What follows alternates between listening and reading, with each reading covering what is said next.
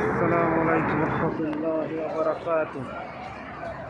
এই সামনে যে পাহাড়টি দেখতে পাচ্ছেন সেটা গায়রে সাওর, যেখানে হযরত মুহাম্মদ সাল্লাল্লাহু আলাইহি সাল্লাম এখানে অবস্থান করছিলেন যখন কাফের মুশরিকরা তারে হত্যা করার জন্য খুঁজতেছিল। আর তিনি 3 দিন এখানে অবস্থান করছিলেন আবু বকর রাদিয়াল্লাহু আনহুর সাথে। পরবর্তীতে আল্লাহ তাকে রক্ষা করেন।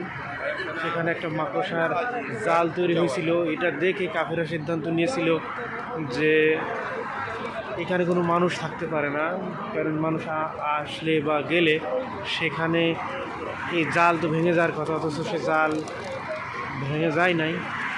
তো পরবর্তীতে সেখানে তিনি অবস্থান করছিলেন। তো এখানে দেখতে পাচ্ছেন অনেকগুলো কবুতর, এরকম সবসময়ের জন্য এরকম কবুতর থাকে। এই কবুতর সুবহানাল্লাহ সবসময় এখানে যেন অবস্থান করে, ওখানে অবস্থান করে, এগুলো মানুষ খাবার দেয়। তো যাই হোক, গায়ের শহর সম্পর্কে, জাবাল শহর সম্পর্কে বলতেছিলাম যে যেখানে মুহাম্মদ সাল্লাল্লাহু আলাইহি সাল্লাম অবস্থান করছিলেন, সুবহানাল্লাহ। তো এটা সেই পাহাড়, এটা হলো মক্কা হচ্ছে ওই সাইডে, আর ওর বিপরীত সাইডে হচ্ছে মদিনা রাস্তা, 450 কিলোমিটার দূর।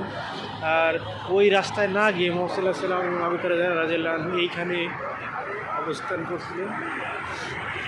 তো এটাই সেই রাস্তা, এটাই সেই পাহাড় যেখানে তিনি অবস্থান করছিলেন। আর কাফেররা তাকে ধরতে পারছিল না, এবং সাধারণত মক্কার রাস্তায় তাদের লুকানোর কথা ছিল, স্বাভাবিকভাবে এটাই হওয়া উচিত ছিল।